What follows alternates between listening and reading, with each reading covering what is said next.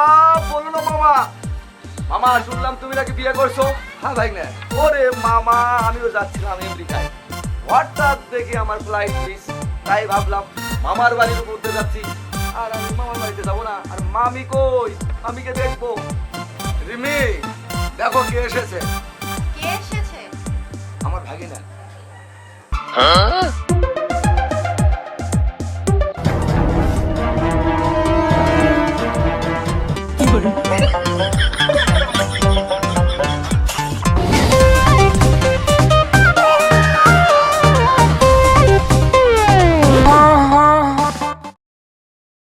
এই, কি দেখো?